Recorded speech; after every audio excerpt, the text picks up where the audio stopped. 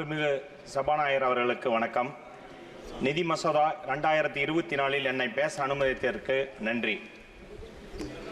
விவசாயியின் மகனாகிய நான் இந்த அவையில் உறுப்பினராக காரணம் என்னுடைய தலைவர் மாண்புமிகு தமிழ்நாடு முதலமைச்சர் அண்ணன் மு.க. ஸ்டாலின் அவர்களுக்கும், இளைஞர் மற்றும் விளையாட்டுத்துறை அமைச்சர் கழக இளைஞரணியின் செயலாளர் அண்ணன் உதயநிதி ஸ்டாலின் அவர்களுக்கும், பகுத்தறிவு பாகலவன் தந்தை பெரியார் பிறந்த மண் ஈரோடு தொகுதி மக்களுக்கும் என்னுடைய நன்றியை தெரிவித்துக் கொள்கிறேன்.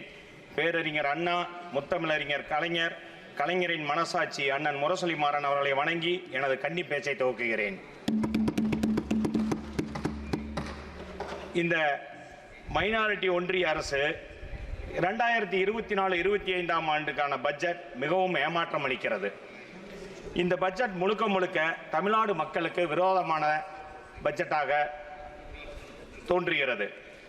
பாஜகவின் கூட்டணி கட்சிகளை திருப்திப்படுத்தும் வகையில் எந்த தெளிவும் தொலைநோக்கு பார்வையும் இல்லாத பட்ஜெட் இது. வழக்கமாக நிதியமைச்சர் பட்ஜெட்டில் திருக்குறளிலிருந்து ஒரு குறள் வாசிப்பார். ஆனால் இம்முறை அதுவும் இல்லை. தமிழ்நாடு என்ற வார்த்தை பெயருக்கு கூட இல்லை. 45 ஆண்டுகளில் இல்லாத அளவுக்கு வேலையில்லா திண்டாட்டத்தை இந்தியா சந்தித்து வருகிறது.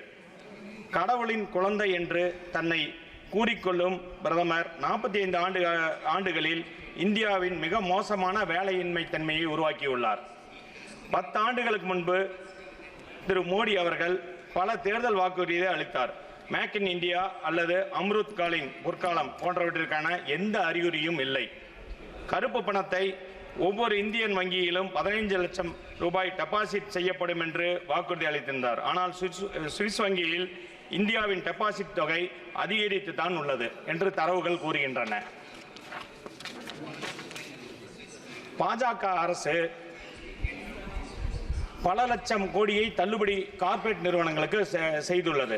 ஆனால் விவசாய கடன்களையோ மாணவர்களின் கல்வி கடன்களையோ இதுவரை ரத்து செய்வதற்கான எந்த முயற்சியும் எடுத்ததாக தெரியவில்லை.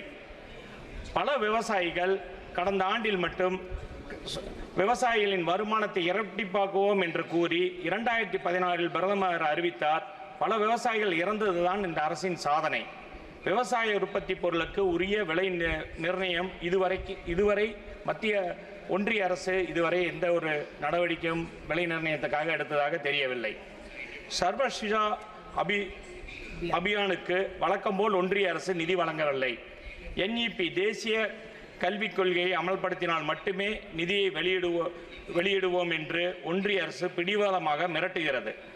GST ஏற்கனவே மாநிலங்களில் வரிவிதிப்பு அதிகாரங்களை பறித்துவிட்டது. தமிழ்நாட்டு மக்கள் செலுத்தும் GST தொகை இந்தியா முழுவதும் பயன்படுத்தப்படுகிறது.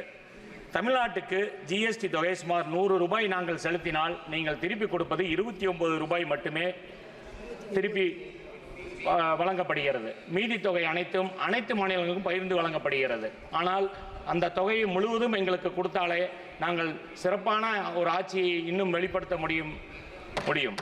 கடந்த 3 ஆண்டுகளாக சென்னை மெட்ரோ ரயில் கட்டடம் நமது சகோதரர் அருண் நேரு அவர்கள் கூறியது போல அமித்ஷா அவர்கள் வந்து திறப்புலா செய்தார். ஆனால் இதுவரை அதை நீங்கள் கண்டுகொள்ளவே இல்லை.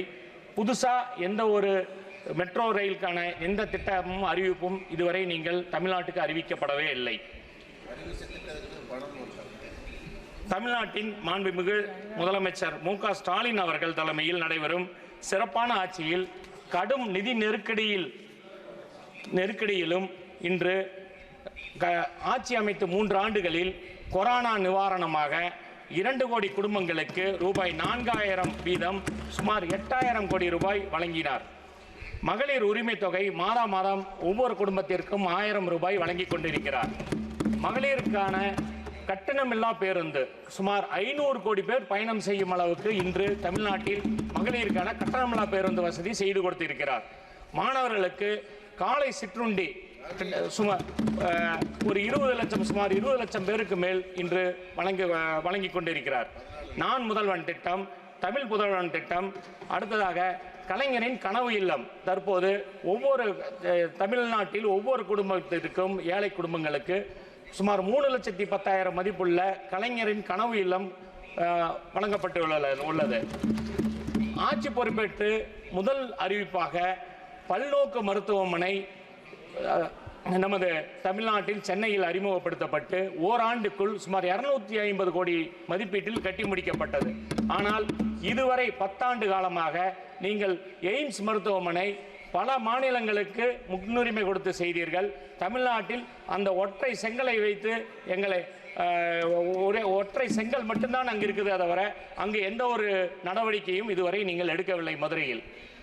அதே மாதிரி வெளிநாட்டில் இன்று பல தொழில் முதலீடுகளை ஈர்த்து மாண்புமிகு தமிழ்நாடு முதலமைச்சர் அவர்கள் சுமார் 7 லட்சம் கோடி ரூபாய் வெளிநாட்டில் அந்நிய முதலீடை ஈர்த்து இன்று மிக சிறப்பாக ஒரு நிதி நெருக்கடியிலும் மிக சிறப்பாக ஆட்சி செய்து வருகிறார். தமிழ்நாடு மிகப்பெரிய வெள்ள பாதிப்பு ஏற்பட்ட போது நீங்கள்